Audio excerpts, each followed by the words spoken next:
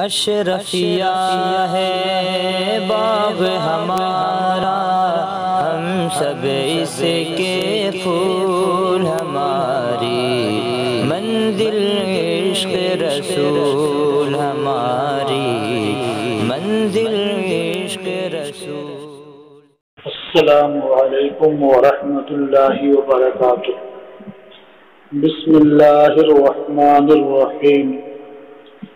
وعن ابی ذر قال قال رسول اللہ صلی اللہ علیہ وسلم افضل الاعمال الحب فی اللہ والبغض فی اللہ۔ حضرت ابو ذر سے روایت ہے، انہوں نے فرمایا اللہ کے رسول صلی اللہ علیہ وسلم نے ارشاد فرمایا، اعمال میں افضل اللہ کی رضا کے لیے محبت کرنا ہے اور اللہ کی رضا کے لیے کسی سے دشمنی کرنا ہے۔ اسے ابو داؤد نے روایت کیا ہے۔ اس کا مفہوم اس سے ماقبل حدیث میں آپ سن چکے ہیں کہ اللہ کے لیے محبت کرنے اور اللہ کے لیے کسی سے دشمنی کرنے کا مطلب کیا ہے۔ وعن ابی ہریرہ قال، اور حضرت ابو ہریرہ سے روایت ہے، انہوں نے فرمایا قال رسول اللہ صلی اللہ علیہ وسلم المسلم من سلم المسلمون من لسانہ و یدہ۔ اللہ کے رسول صلی اللہ علیہ وسلم نے ارشاد فرمایا، مسلمان وہ ہے جس کی زبان اور ہاتھ سے دوسرے مسلمان محفوظ رہیں۔ یہ حدیث بھی پہلے گزر چکی ہے۔ والمؤمن من امنہ الناس علی دمائہم و اموالہم، اور مومن وہ شخص ہے جسے لوگ اپنی جان اور اپنے اموال پر امین بنائیں۔ کہا جاتا ہے امینہ اے جعلہ امینا، یعنی اسے امین بنایا۔ یہاں امین بنانے کا مطلب کیا ہے کہ لوگ اپنی جان اور اپنے مال پر اس کی جانب سے مامون ہوں، محفوظ ہوں، انہیں اس شخص سے کوئی خطرہ نہ ہو، کوئی اندیشہ نہ ہو۔ تو یہاں مومن سے مراد مومن کامل ہے۔ تو مومن کامل وہ شخص ہے جسے لوگ اپنی جان اور اپنے اموال پر امین بنائیں، یعنی اس کی جانب سے اپنے جان و مال کے سلسلے میں مامون ہو، محفوظ ہو، انہیں کوئی اندیشہ اور خطرہ نہ ہو۔ رواہ الترمذی، اسے امام ترمذی نے روایت کیا اور نسائی نے روایت کیا۔ وزاد البیہقی فی شعب الایمان بے روایت فضالہ، اور امام بیہقی نے شعب الایمان میں فضالہ کی روایت سے اتنا زیادہ بیان کیا ہے۔ وہ کیا ہے زیادہ؟ والمجاہد من جاہد نفسہ فی طاعت اللہ، اور مجاہد حقیقی وہ شخص ہے جو اپنے نفس سے جہاد کرے اللہ کی اطاعت میں، اللہ کی فرما برداری میں۔ اس جہاد کو جہاد اکبر بھی کہا جاتا ہے۔ مثال کے طور پر نفس یہ چاہتا ہے کہ موسم ٹھنڈا ہے، پرسکون ہے، صبح کے وقت نیند اچھی آ رہی ہے تو سو جائیں، نماز پڑھنے کے لیے نہ جائیں، تو یہ نفس چاہتا ہے۔ اور مومن نفس کے خلاف کھڑا ہو جاتا ہے، اپنے بستر کو چھوڑ دیتا ہے، وضو کر کے مسجد میں جاتا ہے، تو گویا اس شخص نے اپنے نفس سے مقابلہ کیا۔ تو اپنے نفس سے مقابلہ یہ زیادہ اہم اور مشکل ہوتا ہے، اسی لیے اسے جہاد اکبر کا نام دیا گیا۔ یا جیسے صدقہ اور خیرات کرنے کا حکم دیا گیا ہے۔ آدمی خیرات کرنا چاہتا ہے تو نفس میں خیال آتا ہے کہ اتنا مال چلا جائے گا، بیکار ہو جائے گا۔ اب وہ شخص اپنے نفس سے مقابلہ کرتا ہے اور نفس پر غالب آ کر کے خیرات کر لیتا ہے، کہ یہ نفس سے مقابلہ کرنا ہوا، کہ نفس سے جہاد کرنا ہوا، اللہ کی اطاعت و فرما برداری میں ہوا، یہ جہاد حقیقی ہے، جہاد اکبر ہے۔ والمہاجر من حجر الخطایا والذنوب، اور مہاجر وہ شخص ہے جو خطایا اور ذنوب کو چھوڑ دے۔ خطایا خطیہ کی جمع ہے جس کا معنی ہوتا ہے غلطی، یہاں مراد صغیرہ گناہ ہے، اور ذنوب یہ ذنب کی جمع ہے جس کا معنی ہوتا ہے گناہ، یہاں مراد کبائر ہے۔ تو اب مفہوم یہ ہوا کہ مہاجر وہ شخص ہے جو صغائر اور کبائر سب کو چھوڑ دے، یعنی ہر طرح کے گناہ سے وہ کنارہ کشی اختیار کر لے، وہ حقیقت میں مہاجر ہے۔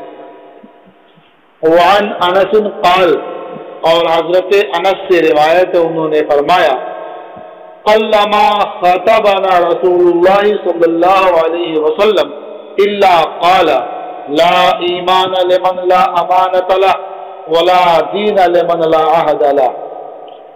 حضرت انس رضی اللہ تعالی عنہ سے مروی ہے، انہوں نے فرمایا کہ اللہ کے رسول صلی اللہ علیہ وسلم نے ہمیں جب بھی خطبہ دیا تو یہ ضرور ارشاد فرمایا۔ یہ ترجمہ اس لیے کر رہے ہیں کہ اللہ یہ کبھی کمی بتانے کے لیے آتا ہے اور کبھی مطلقاً نفی کے لیے آتا ہے، تو یہاں جو قلما ہے یہ مطلقاً نفی کے لیے ہے، اس لیے کہ آگے اللہ استثناء کے لیے آ رہا ہے۔ تو لفظی معنی کیا ہوگا؟ قلما خطبنا رسول اللہ صلی اللہ علیہ وسلم الا قال، ہمیں اللہ کے رسول صلی اللہ علیہ وسلم نے خطبہ نہیں دیا مگر یہ فرمایا، یعنی جب بھی خطبہ دیا تو یہ ارشاد فرمایا لا ایمان لمن لا امانت له، اس شخص کا ایمان نہیں ہے، یعنی کامل نہیں ہے جس کے لیے امانت نہیں ہے، یعنی جو شخص امانت دار نہیں ہے اپنی جان کے حق میں، اپنے مال کے حق میں، اپنے اہل و عیال کے حق میں اور دوسرے لوگوں کے حق میں جو امانت دار نہیں ہے اس کا ایمان کامل نہیں ہے۔ ولا دین لمن لا عہد له، اور اس کا دین نہیں ہے جس کے لیے عہد و پیمان نہیں ہے، یعنی جو شخص عہد کر کے توڑ دیتا ہے، وعدہ کر کے اس کے خلاف کرتا ہے، گویا اس کے لیے دین ہی نہیں ہے، کیونکہ یہ دین کے تقاضے کے خلاف کام کر رہا ہے۔ تو واقعی اگر اس کا دین ہوتا یعنی کامل ہوتا تو پھر اس طرح وعدہ خلافی یا عہد و پیمان کے خلاف وہ کرتا ہی نہیں۔ اب آپ سوچتے ہوں گے کہ امانت یہ صرف کسی کا مال رکھا ہو اور بعین ہی واپس کر دے وہی امانت ہے، ایسا نہیں ہے۔ امانت کا مسئلہ بہت اہم ہے۔ اللہ تعالی نے آپ کو جان بخشی ہے، یہ جان بھی اللہ تعالی کی امانت ہے۔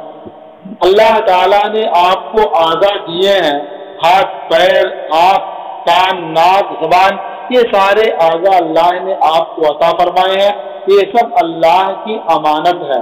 اللہ تعالی نے جن اعضاء کو جن کاموں کے لیے استعمال کرنے کا حکم دیا ہے انہی کاموں میں اسی طریقے پر استعمال کریں، تو یہ آپ نے گویا امانت داری برقرار رکھی، اور اگر اس کے خلاف استعمال کیا، غلط جگہ استعمال کیا تو آپ نے امانت میں خیانت کی۔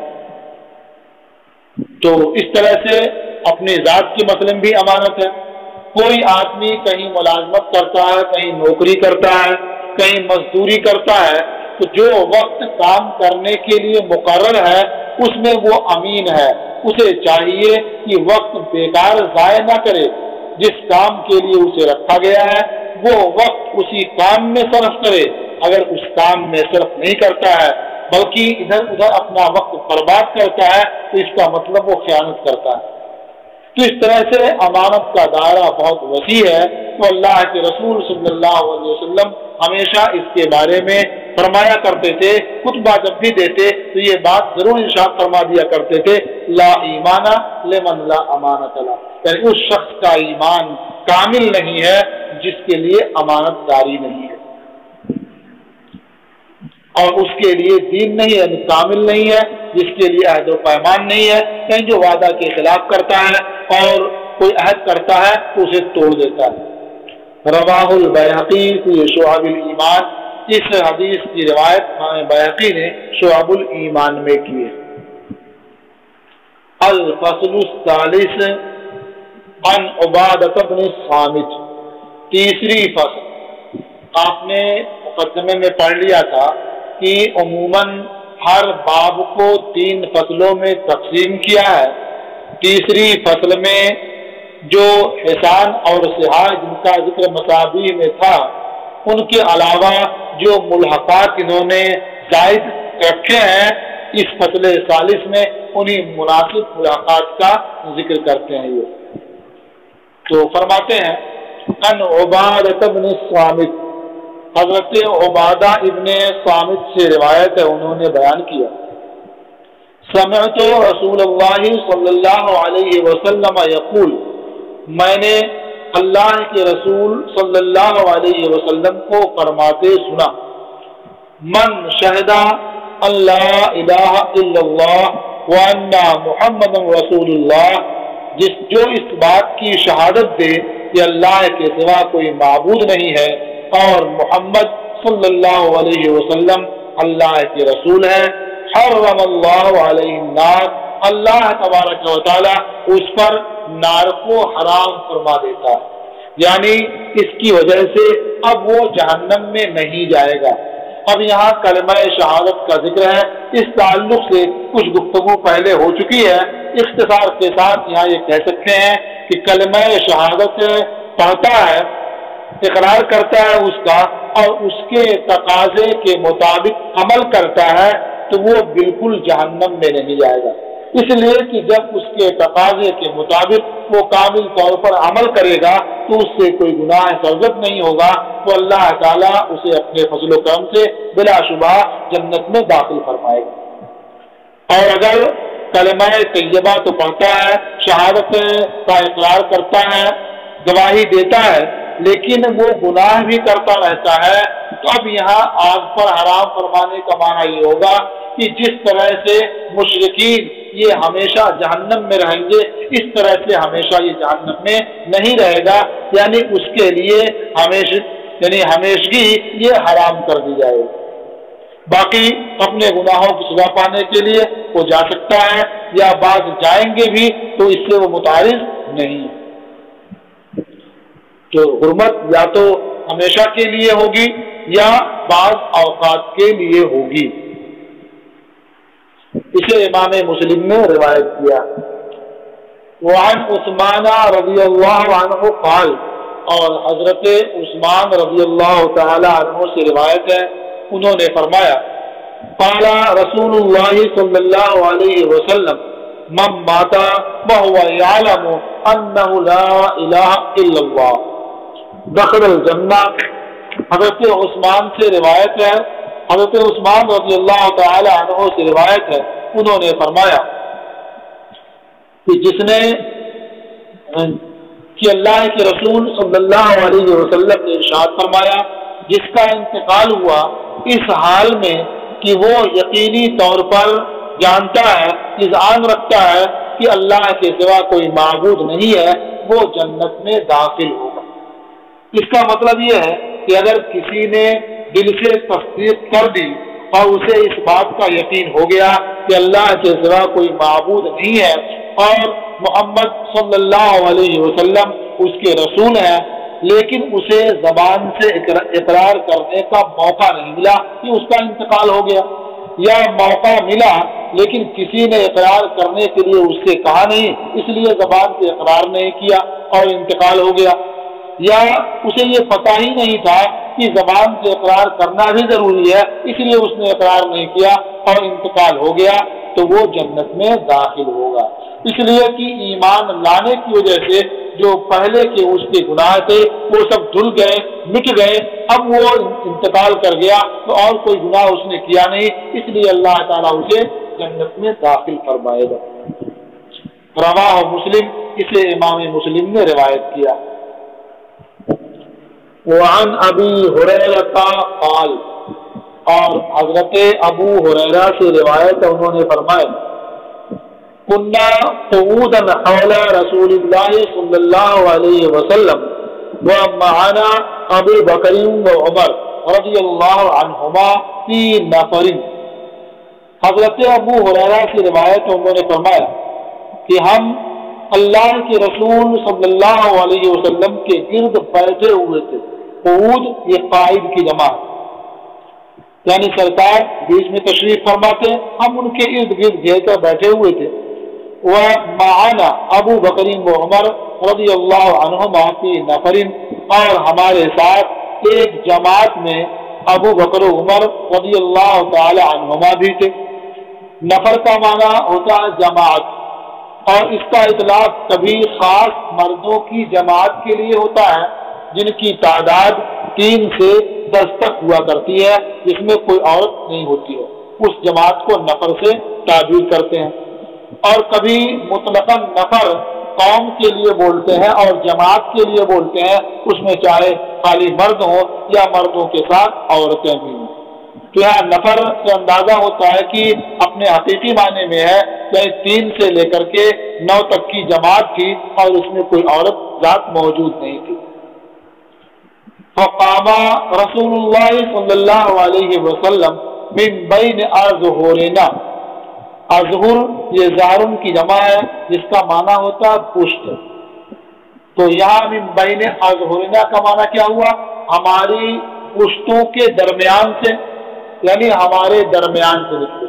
ظاہر بات ہے پشتوں کے درمیان سے اس معنی کر کے صحیح ہوتا ہے کہ جب سرکار بیچ میں تشریف فرما تھے اور لوگ ہر طرف سے انہیں گھیرے ہوئے تھے، ان کے ارد گرد بیٹھے ہوئے تھے، تو ہر ایک کی پشت کے الگ سمتیں تھی، تو ان کے پشت کے درمیان ہوئے. اور کہا جاتا کہ یہ اظہر یہ زائد ہے، عرب کے محاورے کے طور پر اظہر آ جاتا ہے، اور مراد من بیننا ہمارے درمیان سے تشریف لے گئے. اور یہ بھی کہا گیا کہ اظہر کا اطلاق جو کیا جاتا ہے وہ موقع کی مناسبت سے جہاں قوت بیان کرنی ہوتی ہے، یعنی اللہ کے رسول صلی اللہ علیہ وسلم ہمارے درمیان، یعنی ہماری پشت کے درمیان تھے، تو ظاہر بات ہے جب پشت ہوگی تو اسے قوت پہنچے گی، طاقت پہنچے گی.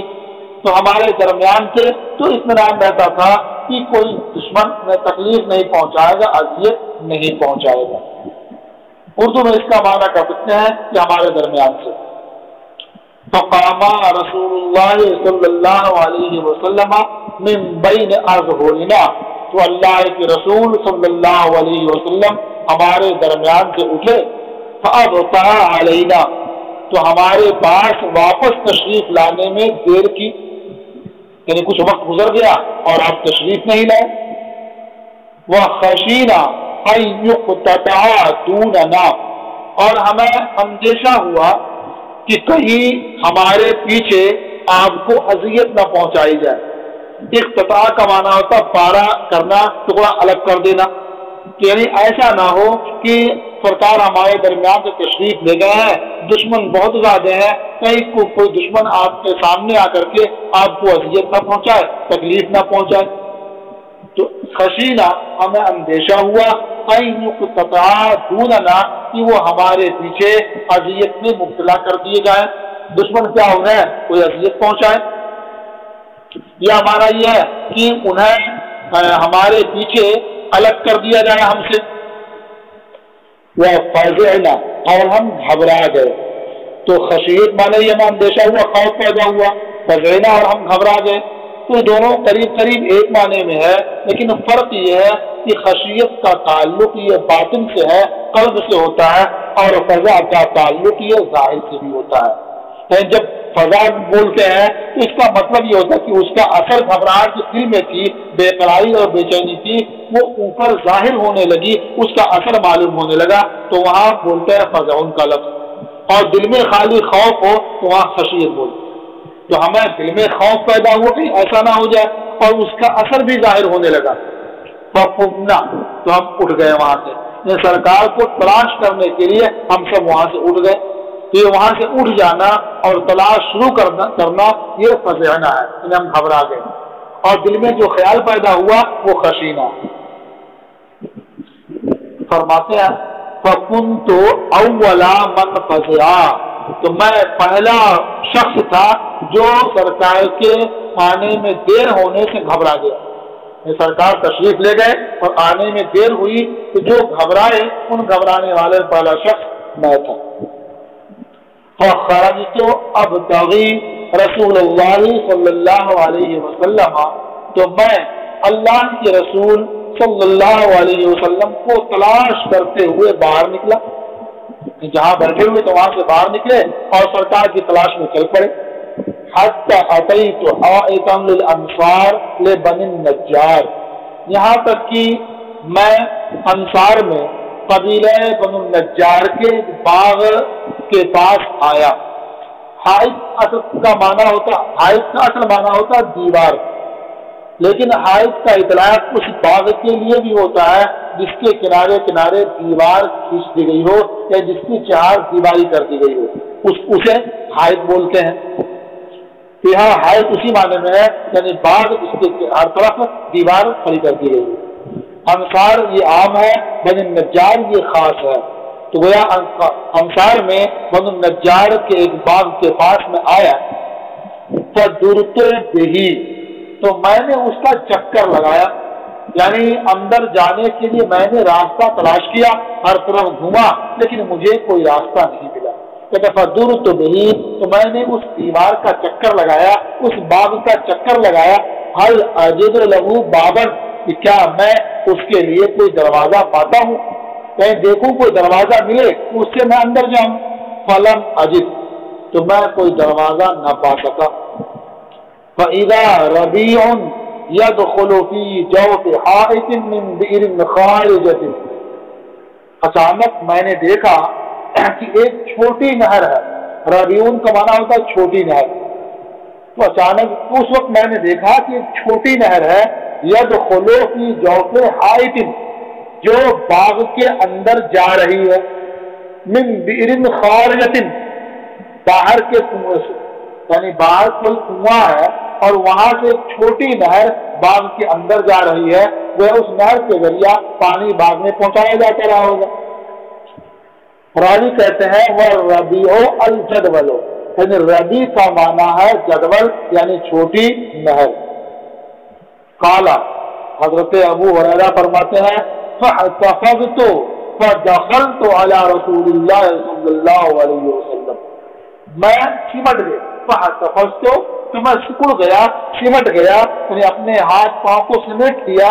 फदख़लतु अला रसूलिल्लाह सल्लल्लाहु अलैहि वसल्लम, और उसी छोटी नहर के जरिया मैं अल्लाह के रसूल सल्लल्लाहु अलैहि वसल्लम के पास पहुंच गया। वक़ाला अबू हुरैरा, तो सरकार ने इरशाद फरमाया अंता अबू हुरैरा, यानी अबू हुरैरा ये खबर है, अंता मुब्तदा महज़ूफ है। सरकार ने इरशाद फरमाया क्या तू अबू हुरैरा है? तो क़ुल्तु नाम या रसूल अल्लाह, मैंने अर्ज किया हाँ या रसूल अल्लाह, मैं अबू हुरैरा हूँ। यहाँ एक मसला ये आ सकता है कि इन्हें कैसे ये अंदाजा हुआ कि सरकार इस बाग के अंदर होंगे कि वो उस छोटी नहर से भी अंदर घुस गए। तो उसका जवाब तो बहुत वाज़ेह और आसान है कि जब किसी को किसी से गायब दर्जा मोहब्बत होती है तो दिल को दिल से राह होती है और ये अंदाजा लग जाता है कि महबूब कहाँ होगा। ये आम बात है। दूसरे, हुजूर नबी करीम सल्लल्लाहु ताला अलैहि वसल्लम जिस रास्ते से गुजर जाते थे तो उनसे मोहब्बत करने वाले उनकी खुशबू से उन्हें पहचान लिया करते थे कि सरकार घर तशरीफ ले गए हैं। तो हज़रत अबू हुरैरा जो शबो रोज सरकार की खिदमत में रहा करते थे, उन्होंने खुशबू के जरिए अंदाजा कर लिया और जहाँ तक उन्हें खुशबू मिलती गई वहां तक वो पहुंच गए। अब उसके बाद खुशबू किसी और तरफ उन्हें महसूस नहीं हो रही थी, बल्कि उनका विजदान ये कह रहा था ये खुशबू अब जो मुझे मालूम हो रही है वो इस बाग के अंदर से मालूम हो रही है। इसलिए उन्हें काफी हद तक यकीन हो गया था कि हुजूर नबी करीम सल्लल्लाहु ताला अलैहि वसल्लम इस बाग के अंदर तशरीफ फरमा होंगे। इसीलिए उस बाग के अंदर जाने के लिए उन्होंने तदबीर इख्तियार की और दरवाजा नजर नहीं आया तो उस नहर के जरिए ही अंदर दाखिल हो। एक सवाल यहाँ हो सकता है कि बाग में दरवाजा तो था, सरकार तो दरवाजे से अंदर तशरीफ ले गए थे और बाग के जिम्मेदारान, बाग के मालिक भी दरवाजे से ही आते जाते रहते हैं, तो फिर इन्हें दरवाजा नहीं मिला, इसका मतलब क्या? तो इसका एक जवाब यह है انہیں دروازہ نظر تو آیا لیکن دروازہ اندر سے بند تھا، ادھر سے جانے کی کوئی ترکیب نہیں نظر آئی، ادھر سے جانا ان کے لیے مشکل ہوا، تو پھر انہوں نے دوسرا راستہ ڈھونڈا اور یہ نہر کا راستہ نظر آ گیا۔ اور ایک دوسرا جواب یہ ہے کہ باغ کا دروازہ تو تھا لیکن یہ اس قدر بے چین و بے قرار تھے اور سرکار کی تلاش و جستجو میں اس قدر وہ بے قرار تھے کہ آپ کو وہ دروازہ نظر ہی نہیں آیا۔ دروازہ نظر نہیں آیا تو جو نظر آیا اسی سے سرکار کی بارگاہ میں حاضر ہونے کی کوشش کی اور کامیاب بھی ہوئے، سرکار کی بارگاہ میں پہنچ بھی گئے۔ قال ما شانک، اللہ کے رسول صلی اللہ علیہ وسلم نے فرمایا ما شانک، ابو ہریرہ تیرا کیا حال ہے، یہ کس طرح سے تم باغ کے اندر آئے؟ قلت، میں نے عرض کیا کنت بین اظہرنا فقمت فابطأت علینا، یا رسول اللہ آپ ہمارے درمیان تشریف فرما تھے، آپ اٹھے اور ہمارے پاس واپس تشریف لانے میں آپ نے تاخیر کی، فخشینا ان تقطع دوننا، تو ہمیں خطرہ ہوا، ہمیں اندیشہ ہوا کہ کہیں آپ کو ہمارے پیچھے کوئی تکلیف نہ پہنچا دی جائے، آپ کو ہم سے الگ نہ کر دیا جائے، ففزعنا، تو ہم گھبرا گئے، وکنت اول من فزع، تو میں پہلا گھبرانے والا تھا یا رسول اللہ، جو گھبرائے تو سب سے پہلا گھبرانے والا میں ہی تھا۔ فأتيت هذا الحائط، تو میں اس باغ کے پاس آیا، فاحتفظت كما يحتفظ الثعلب، تو میں سکڑ گیا، سمٹ گیا جیسے لومڑی سمٹ جاتی ہے، سکڑ جاتی ہے اپنے سوراخ میں داخل ہونے کے وقت، یعنی جب لومڑی کو اپنے سوراخ میں داخل ہونا ہوتا ہے تو جس طرح سے وہ سکڑ کر کے اپنے چھوٹے سے سوراخ میں داخل ہو جاتی ہے، اندر کشادہ اس کا گھر ہوتا ہے، اسی طرح سے میں سکڑ کر کے اس نہر سے داخل ہو کر کے اندر باغ میں آ گیا۔ وَهَؤُلَاءِ النَّاسُ وَرَائِي، اور وہ لوگ میرے پیچھے ہیں، یعنی آپ کی مجلس میں جو اور حضرات تشریف فرماتے وہ سب میرے پیچھے ہیں۔ وقال یا ابا ہریرہ، سرکار نے ارشاد فرمایا ابو ہریرہ، وَأَعْطَانِي نَعْلَيْهِ، اور سرکار نے مجھے اپنی نالین عطا فرما دی، یعنی اپنی دونوں نالین، دونوں جوتیاں دے دی۔ فقال، اور فرمایا اذهب بنعلی ہاتین، میری ان دو جوتیوں کو لے کر جاؤ، میرے ان نالین کو لے کر جاؤ۔ فمن لقیک من وراء هذا الحائط، تو اس دیوار کے پیچھے جو شخص تم سے ملے، فمن لقیک من وراء هذا الحائط، تو اس دیوار کے پیچھے یعنی اس دیوار کے باہر تم سے جو شخص ملے، یشہد ان لا الہ الا اللہ، اس حال میں کہ وہ اس بات کی گواہی دیتا ہو کہ اللہ کے سوا کوئی معبود نہیں ہے، مستیقنا بہا قلبہ، اور اس شہادت کے ساتھ اس کا دل مطمئن ہو، فبشرہ بالجنہ، اسے تم جنت کی خوشخبری سنا دو، یعنی یہ جوتیاں لے کر کے باغ سے باہر جاؤ اور جو شخص بھی ملے کلمہ پڑھتا ہو اور اس کا دل اس پر یقین رکھتا ہو، اسے تم جنت کی خوشخبری سنا دو۔ فَكَانَ أَوَّلُ مَنْ لَقِيتُ عُمَرَ، تو پہلے جو شخص جن سے میری ملاقات ہوئی وہ عمر تھے۔ فَكَانَ أَوَّلُ مَنْ لَقِيتُ، پہلے وہ شخص جن سے میں ملا وہ عمر تھے۔ فقال ما هاتان النعلان، انہوں نے خود ہی پوچھا یہ نالین کیا ہے، کہاں لے کے جا رہے ہو ہاتھ میں اٹھائے ہوئے، یا ان نالین کی حقیقت کیا ہے، کیوں ہاتھ میں لیے جا رہے ہو؟ یا ابا ہریرہ، اے ابو ہریرہ، قلت، میں نے عرض کیا ہاتان نعلا رسول اللہ صلی اللہ علیہ وسلم، یہ دونوں اللہ کے رسول صلی اللہ علیہ وسلم کے نالین ہیں، یہ حضور کی جوتیاں ہیں۔ بعثنی بہما، سرکار نے مجھے یہ جوتیاں دے کر کے بھیجا ہے۔ من لقیتو یشہد ان لا الہ الا اللہ مستیقنا بہا قلبہ، کہ میں جس شخص سے ملوں اس حال میں کہ وہ گواہی دے رہا ہو کہ اللہ کے سوا کوئی معبود نہیں ہے، اور اس کا دل اس شہادت کے ساتھ مطمئن ہو، اس کا دل اس شہادت پر یقین رکھتا ہو، بشرتہ بالجنہ، اسے میں جنت کی خوشخبری سنا دوں، اس لیے میں لے کر کے جا رہا ہوں۔ اتنا سننا تھا، یہاں تو اتنا ہی ذکر ہے، آگے ہے فضرب عمر بین ثدییہ، تو عمر نے میرے سینے کے درمیان مارا۔ صدیوں کا معنی ہوتا پستان، صدییہ کا معنی ہوا میرے دونوں پستان کے درمیان۔ اب یہ ایک الگ مسئلہ ہے کہ صدیوں کا اطلاق مرد کے لیے ہوتا ہے یا نہیں ہوتا ہے۔ راجح یہی ہے کہ اس کا اطلاق عورت کے لیے ہوتا ہے، لیکن بہت سے مقامات پر مردوں کے لیے بھی اس کا اطلاق ہوا ہے، یہاں بھی اطلاق ہوا ہے۔ تو اگر نہیں ہوتا ہے یہ مان کے چلے، یہ پھر مجازن ہوگا، اور مراد کیا ہے؟ سینے میں۔ فضرب عمر بین ثدییہ، تو عمر نے میرے سینے کے درمیان ضرب لگائی، مارا، اتنی تیز مارا، فخررت لاستی، میں اپنی سرین کے بل گر گیا۔ اب یہاں یہ لگتا ہے کہ انہوں نے یہ سن کر کے فوراً مار دیا، لیکن مرقات المفاتیح وغیرہ میں اس بات کی وضاحت ہے کہ یہ سن کر کے حضرت عمر نے فرمایا ارجع، واپس چلو۔ واپس لے جانے کا ان کا مقصد یہ تھا تاکہ سرکار کی بارگاہ میں مراجعات کریں، تبادلہ خیال کر لیں۔ اگر سرکار میری بات سننے کے بعد بھی کہتے ہیں نہیں اسے جا کر کے لوگوں کو سنا دو، تو جا کر کے سنا دیں گے، اور اگر کہتے نہیں رہنے دو تو اسے یہیں موقوف کر دیا جائے گا۔ تو یہ ان کی بات سن کر کے حضرت ابو حریرہ نے انکار کر دیا، اور سرکار کے حکم کے ظاہر کی وجہ سے اس کی وجہ آوری کے لیے وجد ہو گئے۔ یا انہوں نے یہ فرمایا کہ اللہ کے رسول نے جو مجھے حکم دیا ہے اور نشانی کے طور پر اپنی جوتیاں مجھے عطا فرمائی ہیں، تو میں تو ضرور جاؤں گا اعلان کرنے کے لیے۔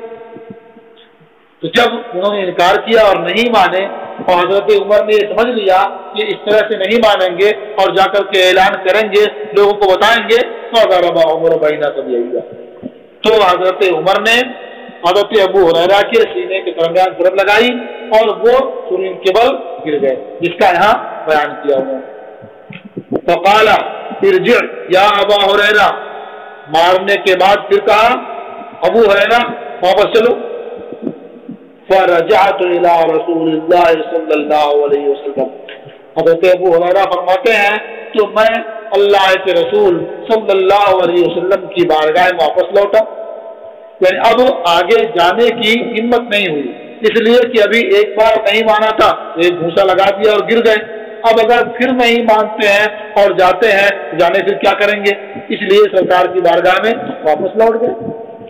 فرماتے ہیں فاجحشت فی البکاء، تو میں نے اللہ کے رسول صلی اللہ علیہ وسلم سے رو کر کے فریاد کی، یعنی روتے ہوئے میں نے پورا واقعہ سرکار کی بارگاہ میں بیان کیا۔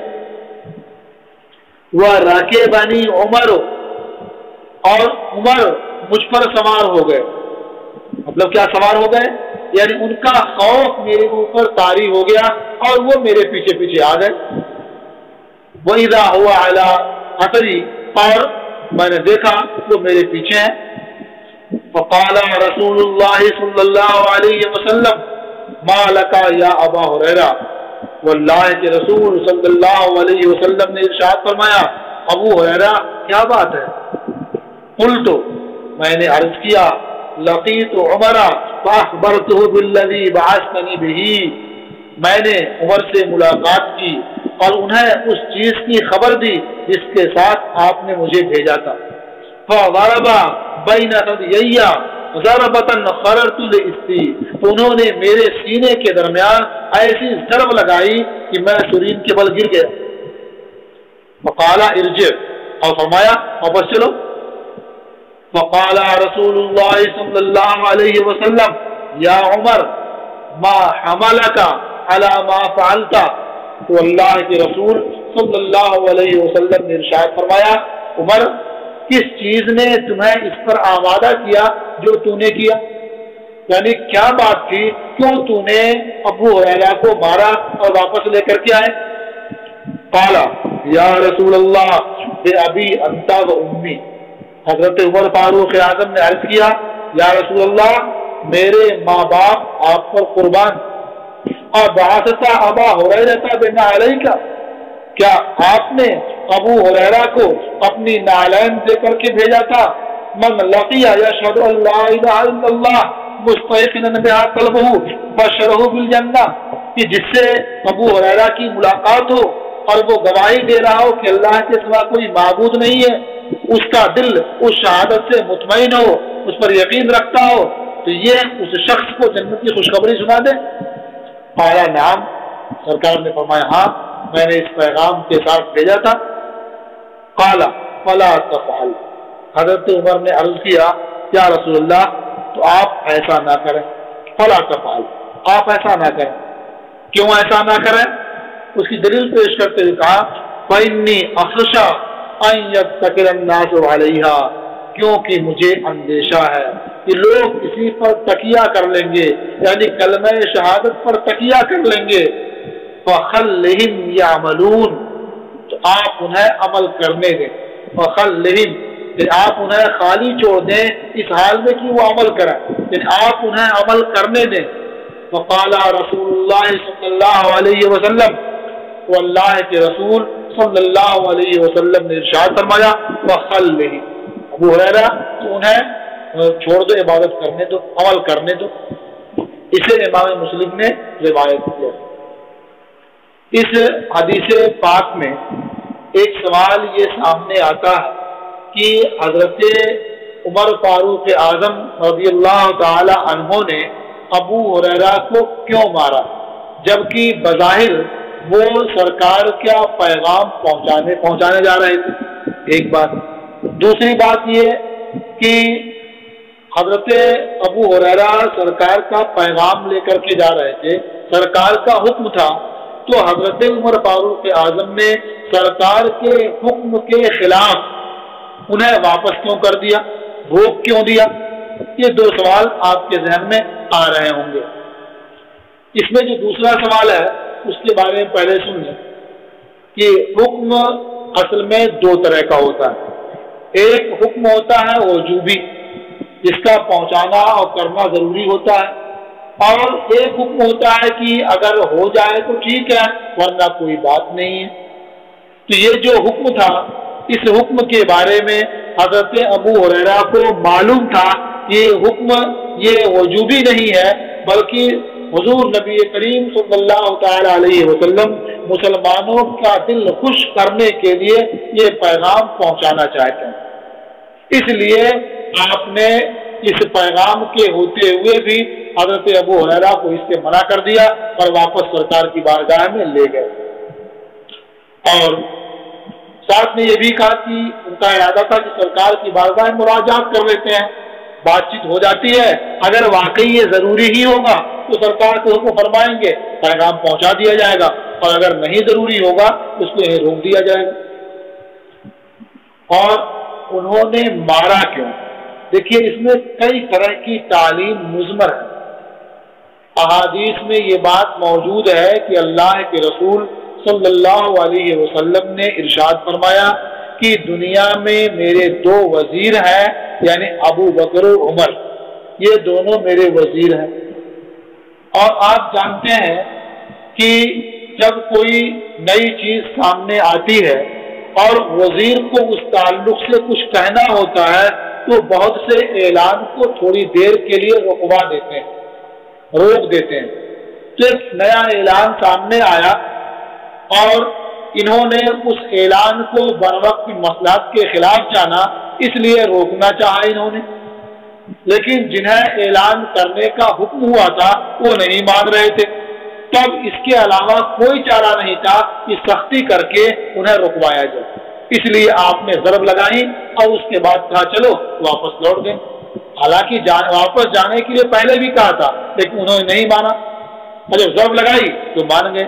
اس سے سمجھ میں آیا کہ جو صاحب اختیار ہوں اور جو مناسب مسئلہ سمجھ میں آئے اس کے خلاف ہوتا ہوا دیکھا تو وہ اپنی قوت کا بھی بقدر ضرورت استعمال کر سکتے ہیں۔ اور ماتحتوں کے لیے بھی اس میں اس بات کا سبق ہے کہ اعلیٰ عہدے اعلیٰ منصب کے لوگ اگر کوئی بات کہتے ہیں تو اس پر انہیں غور کرنا چاہیے اور غور کرنے کے بعد ہی وہ کام آگے بڑھانا چاہیے۔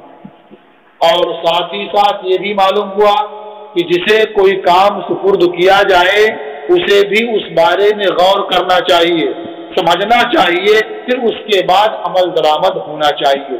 تو یہ جو حکم دیا گیا کہ یہ پہنچا دیں، اب اس کا نقصان کیا ہو سکتا ہے، فائدہ کیا ہو سکتا ہے، تو جسے کہا جائے اسے اپنا مشورہ پیش کرنا چاہیے۔ اب اگر مشورہ مناسب ہو، حکمت کے مناسب معلوم ہو تو وہ قبول کر لیا جائے گا ورنہ رد کر دیا جائے گا۔ تو حضرت عمر فاروق اعظم جن کی رائے یہ کے مطابق قرآن پاک کا نزول ہوا کرتا تھا، اتنے صاحب الرائے تھے، تو ان کے دل میں یہ خیال آیا کہ یہ اعلان کرنا مناسب نہیں ہے، اور یہ بات انہوں نے خود اللہ کے رسول کے بہت سے ارشاد سے سیکھی تھی، جیسا کہ آپ نے پہلی حدیث میں پڑھ لی ہیں جہاں خود سرکار نے فرمایا کہ اس کی خوشخبری نہ سناؤ کہ لوگ بھروسہ کر لیں گے۔ تو ان احادیث کی روشنی میں گویا انہوں نے اخذ کر لیا تھا، یہ بھی اسی قسم کی بات ہے، اگر لوگ سن لیں گے تو بھروسہ کر لیں گے، اس لیے اس کا بھی اعلان نہیں ہونا چاہیے۔ اس لیے جب انہوں نے اللہ کے رسول صلی اللہ علیہ وسلم کی بارگاہ میں اپنی بات رکھی تو حضور نے قبول فرما لی اور اس اعلان کو روک دیا۔ اور اس میں ان باتوں کے علاوہ اور بھی بہت ساری چیزیں مضمر ہیں جو حاکم، محکوم اور ارباب منصب کے لیے درس عبرت ہیں۔ آپ غور کریں گے اس میں بہت ساری باتیں اور بھی نکل کر کے آپ کے سامنے آ سکتی ہیں۔ ایک مختصر سی حدیث اور ہے، اسے بھی آپ پڑھ لیں پھر اس کے بعد آپ کا سبق موقوف ہوگا کیونکہ اس کے بعد حدیث بہت لمبی آ رہی ہے۔ وعن معاذ بن جبل قال، اور حضرت معاذ ابن جبل سے روایت ہے، انہوں نے فرمایا قال علی رسول اللہ صلی اللہ علیہ وسلم مفاتیح الجنت شہادت لا الہ الا اللہ۔ اللہ کے رسول صلی اللہ علیہ وسلم نے مجھ سے ارشاد فرمایا کہ جنت کی کنجیاں اس بات کی شہادت دینا ہے کہ اللہ کے سوا کوئی معبود نہیں ہے۔ یہ جنت کی کنجیاں، مفاتیح مفتاح کی جمع اس لیے استعمال کیا گیا یہاں کہ جتنے مومنین ہیں ہر ایک کے لیے یہ کلمہ شہادت کنجی ہے، یعنی جو کلمہ شہادت پڑھے گا اسے جنت کی کنجی مل جائے گی اور وہ جنت میں داخل ہوگا۔ اب یہ اور بات ہے کہ اگر اس کے تمام تقاضوں پر عمل کرے گا تو اس کے لیے دخول اولی ہو سکتا ہے، وہ بغیر حساب و کتاب کے بھی جا سکتا ہے، لا حساب و کتاب کے بعد فوراً جا سکتا ہے، اور جس کے نامہ اعمال میں بہت سارے گناہ بھی ہوں گے تو وہ بھی جائے گا لیکن وہ ذرا دیر میں جائے گا۔ تو معلوم ہوا کہ جتنے مومنین ہیں ان سب کے لیے یہ کلمہ شہادت جنت کی کنجی ہے، اس لیے فرمایا مفاتیح الجنہ، جنت کی کنجیاں یہ لا الہ الا اللہ کی شہادت دینا۔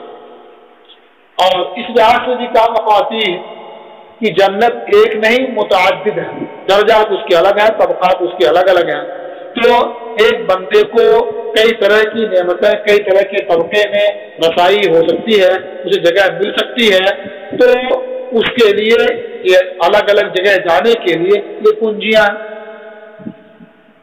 یا مفاتیح جمع کا استعمال کیا گیا ہے، اس کی عظمت کے پیش نظر کنجی تو ایک ہی ہے، لیکن یہ جو کہ جنت کی کنجی ہے اس عظمت کے پیش نظر جمع کا استعمال کیا گیا ہے۔ تو جنت کی کنجیاں اس بات کی شہادت دینا ہے کہ اللہ کے سوا کوئی معبود نہیں ہے۔ رواہ احمد، اسے امام احمد نے روایت کیا۔ بس، السلام علیکم ورحمۃ اللہ تعالی وبرکاتہ۔